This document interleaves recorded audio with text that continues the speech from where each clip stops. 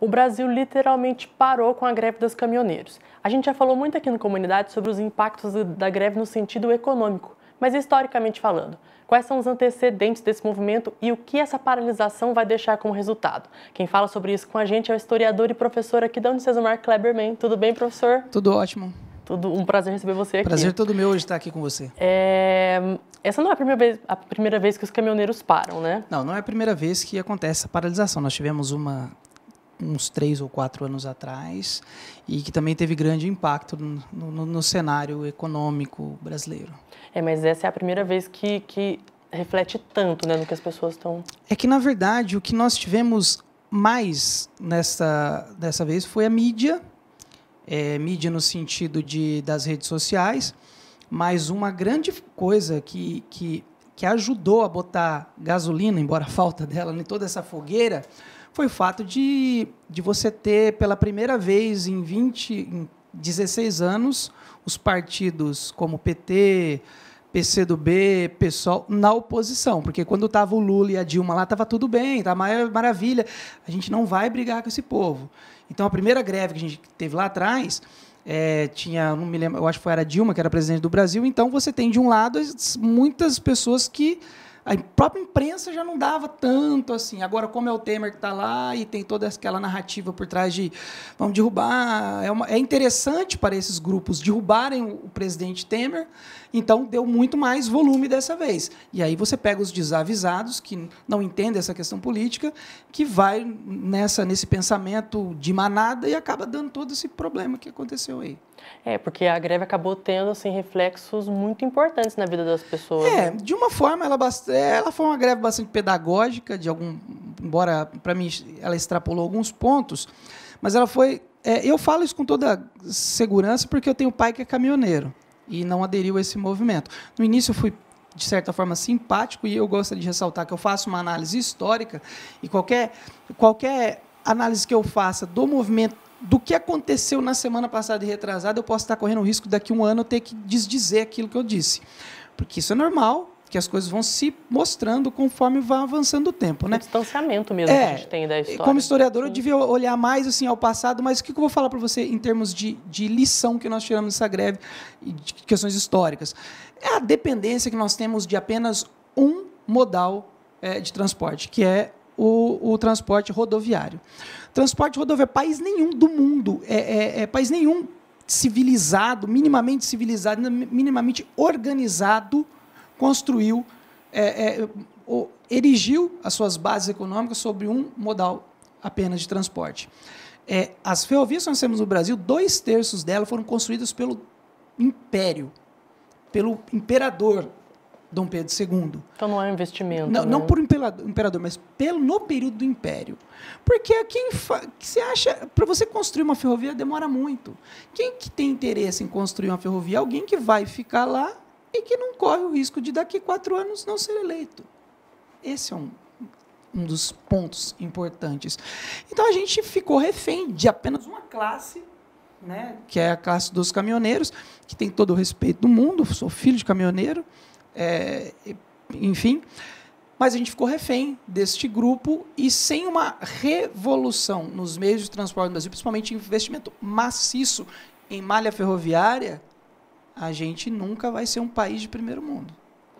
Até você falou das ferrovias, tem também a ferrovia São Paulo-Porto Alegre, que foi anunciada há muito tempo, né? Foi anunciada e era tido como que ia ser uma grande revolução e não, né? Olha, tem uma música do Gaúcho da Fronteira, que lá em 89 ele gravou, ironizando a eleição do Collor, né? Então ele fala assim, não vai faltar quem que diga que saudade do Sarney. E ele estava falando lá num pedacinho da música assim, a ferrovia Norte-Sul quase mudou o destino. De lá para cá não foi construído quase nem 1 quilômetro de ferrovia. Ou seja, nós não temos a cidade. Vamos pensar assim na malha ferroviária de São Paulo. Da cidade de São Paulo, que tem trem e tem metrô. Tem lá, sei lá, 19, 20 quilômetros ao todo, 30. É bem baixo, menos de 50. Você pega Londres, 300. Né? É o tamanho de Londres, o tamanho de São Paulo. Então, você tem uma malha ferroviária muito baixa. Pode ser que os números, em termos assim, de São Paulo e Londres, eu posso estar exagerando, errando nos números, mas o fato é que é 20, 30 vezes maior a malha ferroviária. Uma diferença muito grande. O fato é, há uma grande diferença, né? Mas não adianta. Você tinha lá nos Estados Unidos, no século XIX, o pessoal já tinha uma ferrovia que ligava São Francisco a Nova York. Você já tinha que ligava o leste a oeste dos Estados Unidos. E aqui você não tem uma ferrovia que mal liga um estado no outro. A ferrovia que ligava o norte do Paraná ao porto de Paranaguá foi terminada 30 anos atrás, 40 anos no máximo, quando já tinha acabado o nosso principal produto, que era o café. Então, assim, aqui as coisas acontecem depois, mas isso é típico de países republicanos, que pensam no curto prazo, exceto onde você tem uma iniciativa privada muito forte, como foi o caso dos Estados Unidos. Você falou muito sobre como o Brasil é dependente desse modal, e a gente percebeu isso, porque Sim. as rodovias pararam e isso Sim. afetou em vários setores. Por que você acha que as pessoas, mesmo com essa paralisação que afetou tantas coisas, por que você acha que as pessoas apoiaram a greve muito fortemente nas redes sociais? Isso era muito visto, né? Porque você tem um governo extremamente impopular, um governo que não consegue dialogar com a população.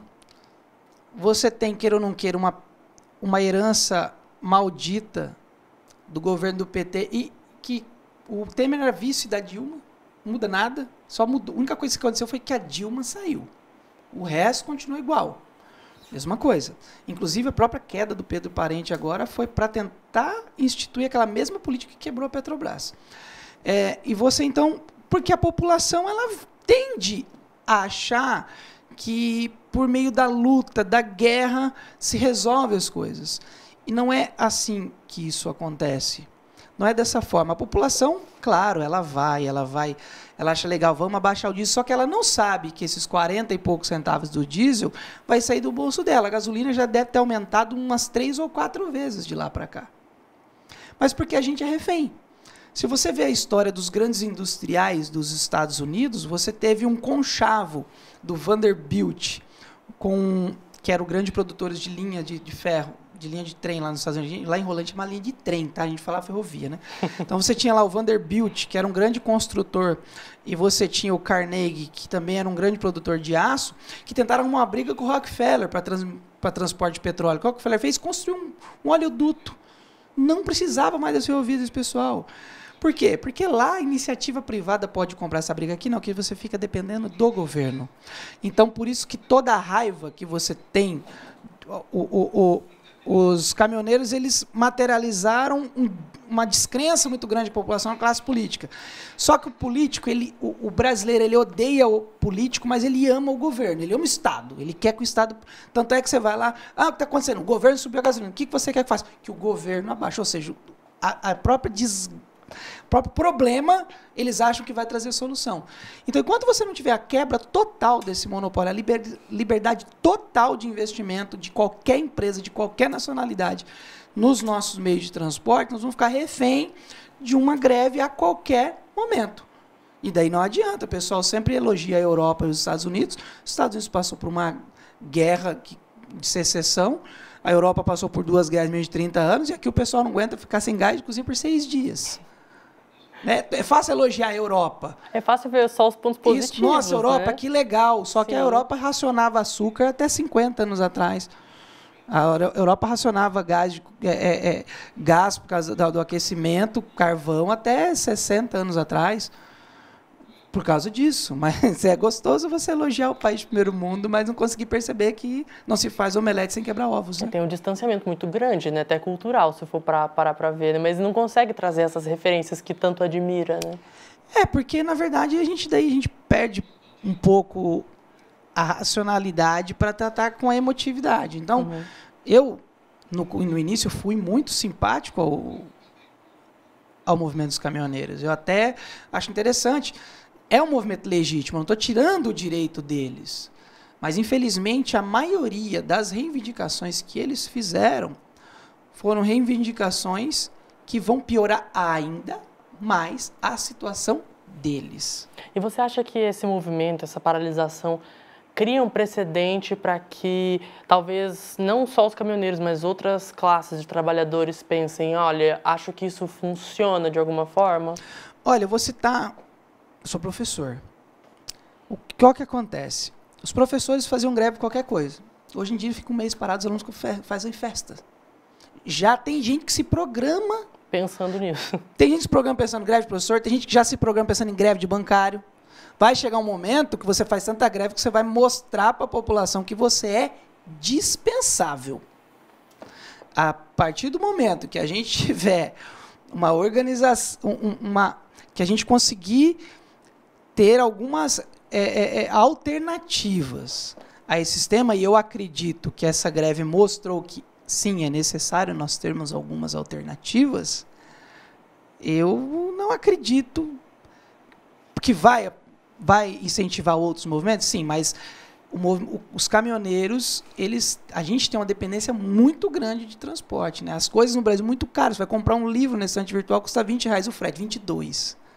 Né? Enquanto você pega que lá no século, vamos falar assim, a própria malha rodoviária, você pede, quando o Eisenhower assumiu os Estados Unidos, lá em 1950, acredito eu, foi depois da Segunda Guerra, ele foi o Truman, depois foi o Eisenhower. A principal coisa que ele colocou na cabeça, a gente quer estar construindo carro, a gente é o maior produtor de carro do mundo, o que a gente tem que ter? Estradas no Brasil. E aí ele construiu estradas nos Estados Unidos, eles construíram estradas nos Estados Unidos inteiro, paralelo às próprias linhas ferroviárias. E não adianta, a gente tem caminhão, não tem estrada, tem o pedágio. Aí, se você quiser uma estrada alternativa, você não consegue viajar daqui para São Paulo ou com o seu carro, ou avião também está caro, só tem 2 empresas que fazem esse transporte. Ou seja, a gente é o país do monopólio. E não adianta, enquanto você tiver monopólio, você não tem crescimento. Não tem. É bem isso, porque não tem a opção. E aí, tipo, fica refém, como você mesmo disse, né? Fica refém, meu caro. Você imagina, você vai num supermercado, tem inúmeros produtos. Tem um mais caro e tem um mais barato, mas todas as pessoas podem ter determinado arroz. Tem vários preços. Você tem vários preços de ketchup, você tem vários preços de vários produtos. E assim, tem que ter concorrência, tem que ter vários meios de transporte, temos que ter o transporte ferroviário, temos que ter o aeroviário, a gente tem um litoral desse tamanho, a gente tem um monte de rio, e os rios não são utilizados, são pouquíssimos. Você tem uma cidade do tamanho de São Paulo, com 2 rios que ligam ela inteira praticamente, e o Tietê e o Pinheiro não é utilizado para nada, só para fazer sujeira, para feder. Então, você poderia ter ali grande sistema de transporte em São Paulo utilizando isso. Mas por quê? A gente valoriza apenas o transporte do automóvel. É sempre automóvel por meio de combustível, como gasolina e óleo diesel. Transporte de malha rodoviária e não de outros meios. Isso a gente é um país de terceiro mundo, a gente é um país subdesenvolvido e a gente vai continuar sendo assim. Não adianta. A mentalidade nossa pede isso. A gente tem uma revolução no pensamento. Entender que as coisas são diferentes. E abrir os olhos para ver outras possibilidades, né? Sim, é isso. Eu, por exemplo, eu optei, e isso é uma questão minha, embora eu tenha um veículo que fica com a minha esposa, eu optei por não andar mais de carro. Por quê? Preguiça de dirigir, preguiça de estacionar, que é impossível. Só que eu conheço pessoa que tem o carro, que usa o carro para andar 100, 200 metros. Eu uso o automóvel? Sim, mas eu tenho um só. E não quero nada contra quem tem, tá? Cada um tem. Eu sou uma pessoa que defende a liberdade da pessoa de escolher, tá? Dentro de alguns limites, obviamente. Mas, assim, as pessoas elas precisam também repensar o modelo de sociedade que ela quer, como viver em comunidade. Não adianta cada um ter um carro, querer andar na rua, que ninguém vai sair para lugar nenhum. Então, precisa ter alternativa. Só que agora é o seguinte, como fazer isso no lugar que você depende de um beneplácito do Estado? Como é que eu vou fazer uma ferrovia ligando Maringá a Londrina, se você depende de concessão, aí você vai brigar com pessoas que são interessadas, é muito complicado você derrubar essa questão que nós temos no Brasil do monopólio. É muito complicado, é impossível. Isso aqui nasceu assim, vai ser sempre assim. Professor, muito obrigado pela sua participação aqui.